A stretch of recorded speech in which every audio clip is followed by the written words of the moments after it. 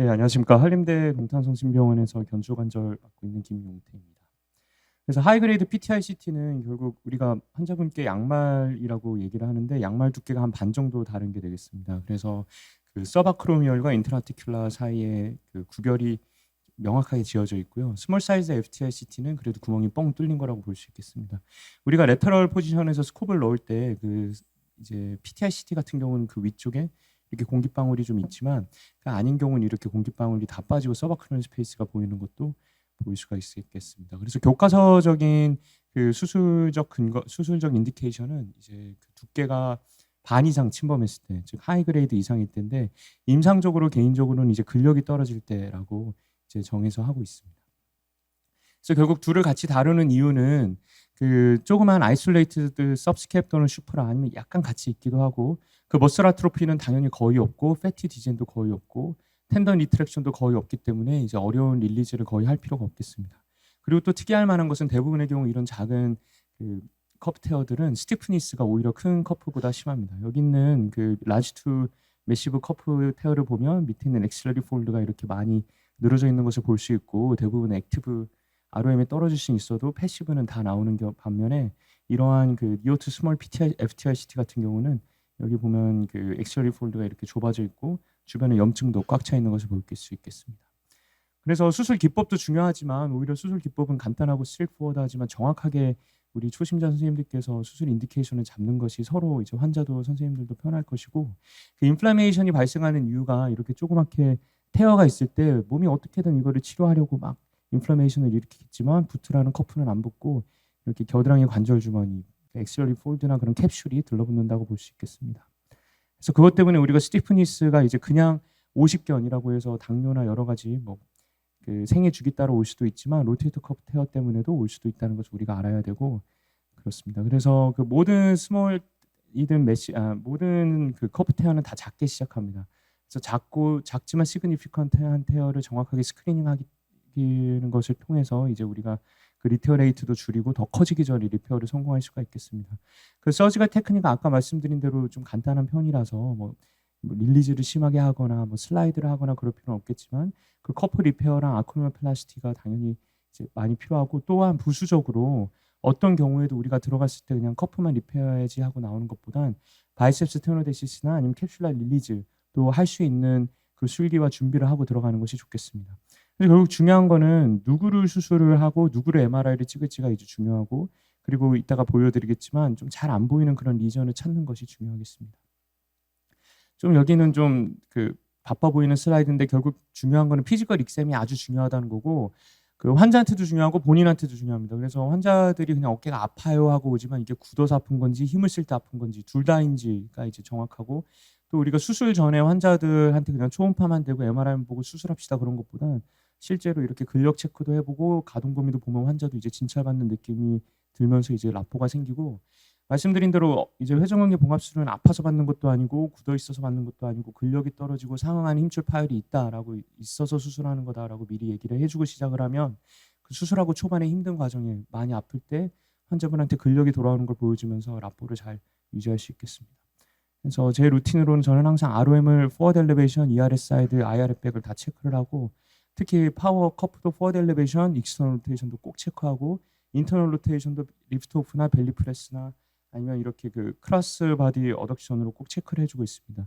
특히 이제 좀 어드밴스드 커프 테어 같은 경우는 어르신들은 이제 대부분 위에서 뒤로 빠지지만 젊은 분들은 인터널 임핀지먼트라고 해서 바이셉스 기준으로 앞뒤로 끊어지는 경우도 많기 때문에 인터널을 꼭 체크해 주는 게 좋겠고 또 이런 작은 테어가 있는 젊은 분들 위주로는 슬랩도 항상 확인해 주고 있습니다.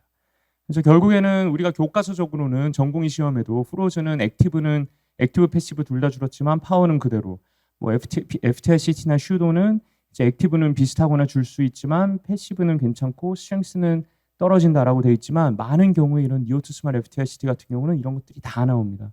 그래서 끝까지 갔을 때 슈팅 페인도 있지만 이제 편안한 가동 범위에서 버티라고 했을 때 줄줄줄 떨어지고 그때 인터널이나 익스터널이 같이 떨어져 있다면 더할 나위 없이 확실한 커프 테어일 가능성이 높다라고 할 수 있겠습니다. 그래서 버자R FTICT 같은 경우는 이제 스트레이트포워드하기 때문에 들어가면 이제 바로 이렇게 떠 있는 것이 보이겠습니다. 그래서 저 같은 경우는 이제 트리플 로드 앵커 수처 브릿지보다는 이제 싱글 로우를 이 상황에서는 하고 있습니다. 그러니까 항상 풀 틱네스를 뜨려고 노력하고 있고 풀 틱네스 컨버전까지는 아니더라도 이렇게 조그만 슬릿은 만들어주고 있습니다. 그 이유는 로테이터 커프의 여러 층이 서로 다르게 교차하기 때문에 단순히 보이는 라미나만 딱 뜨기보다 전반적으로 다 떠줘야지 이게 단단한 리페어가 되기 때문입니다. 그래서 조그만 슬릿을 만들고 이런 그 안티그레이드 수처 패서를 이용을 해서 부채 모양으로 이렇게 찝으면 이제 이렇게 부채 모양으로 모아주면서 단단한 리페어를 도모할 수 있겠습니다.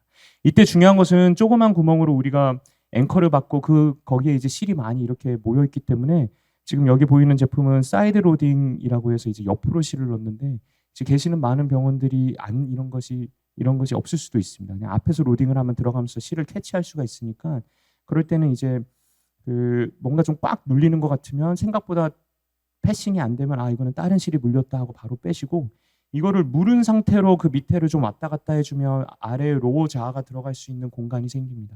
그런 식으로 그 원래 들어간 실이 겹치지 않게 하는 그런 요령도 필요하겠습니다. 그 아티큘라 니어 FTICT 같은 경우는 우리가 로테이터 크레센트와 로테이터 케이블을 절대 이제 이렇게 우리가 이거에 대해서 인지해야 되고 그 MSK 펠로우를 안 하신 영상학과 선생님들은 이렇게 그냥 로테이터 크레센트가 여기 이렇게 보이고 케이블이 보일 뿐인데 이걸 아티큘라 리트랙션으로 판독하시는 경우도 왕왕 봤습니다. 그래서 로테이터 크레센트 같은 경우는 원래 얇은 부분이고 혈행이 별로 없는 부분이고 좀 깊게 가자면 여기 있는 테어들은 의외로 에이심토마틱한 경우도 있습니다.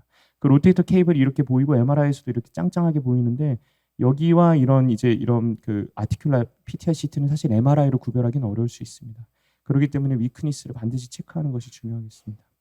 그래서 아티큘라 하이그레이드 PTICT에 대해서는 여러 그 봉화법이 있고 그 트랜스텐디너스 리페어도 있고 그러니까 그 텐던을 뚫어서 앵커를 박은 다음에 묶어주는 방법도 있고 그걸 수축 브릿지하는 방법도 있겠지만 그냥 가장 간단한 방법은 이것도 아까처럼 그냥 풀 틱네스 리페어를 하는 방법입니다. 다만 아래에서 보였을 땐 있는데 위에서 보였을 땐 안 보이는 경우도 있습니다. 그럴 때는 아래에서 보면서 이렇게 스파이널 리드로 마킹을 해놓고 위로 올라가서 봤을 때 보이면 되겠습니다. 이 환자 같은 경우는 좀 여기 위에도 리전이 보이지만 안 보이는 경우들도 있기 때문에 그럴 때는 이제 우리가 이렇게 그 마킹을 해주는 게 중요하고 이때 PDS 통과시켜놨다가 버섹토미 하면서 갈리는 경우도 있으니까 조금은 이런 그 리지드한 걸 사용하는 게 좋겠습니다. 참고로 많은 분들이 이제 안에서 보이니까 위에서도 보이겠지 하고 나갔다가 안 보여서 다시 인트라티큘라 들어갈 때 되게 고생하는 경우가 많이 있는데요. 그럴 때는 어차피 로테이터 인터벌을 통해서 엔테리어 포탈이 생기기 때문에 엔테리어 포탈을 통해 스코브를 인트라티큘라로 넣기는 쉽습니다. 그래서 그렇게 넣은 다음에 이제 스위칭 스틱을 통해서 포스테리어로 이렇게 들어가면 또 좀 용이하게 왔다 갔다 할 수가 있겠습니다.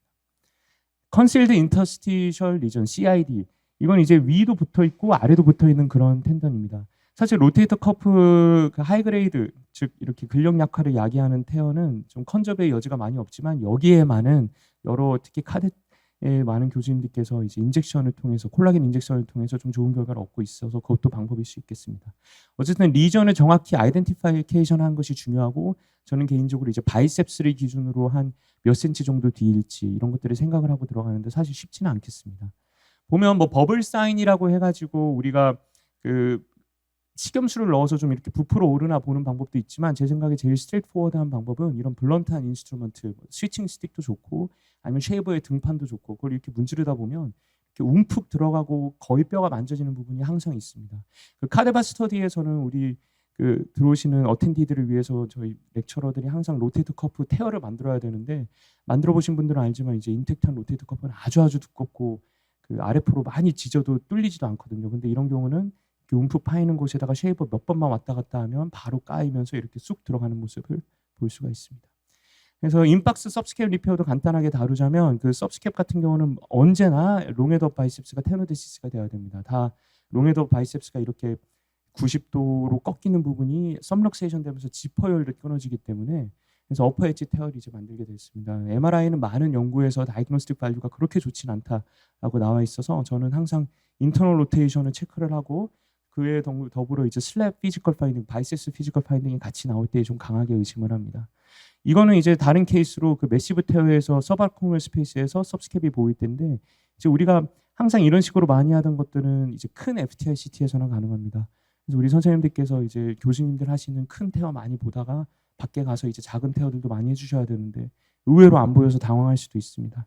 그럴 때 저는 개인적으로 스위브락에다가 파이버 테이프가 달려 있는 것을 사용하고 있고, 파이버 테이프는 좀 칼국수처럼 두꺼운 그 파이버 와이어라고 볼 수 있겠습니다. 그래서 MGHL은 좀 릴리즈를 해주는 게 항상 좋고, 바이셉스는 태깅을 해주고 이제 이렇게 테노토미를 합니다.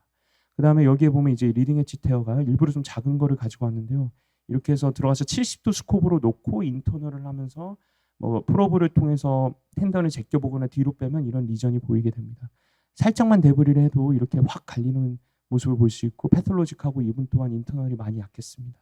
그래서 이런 수처 패스를 이용해서 이렇게 파이버 테이프를 하나 통과를 시키고, 그 다음에 이제 인박스로 우리가 앵커를 이렇게 박아 놓는데, 사실 아웃박스랑 인박스는 인박스에서 이렇게 저기 아나토미컬 풋프린트의 위쪽에다가 이렇게 앵커를 박기가 쉽지는 않습니다.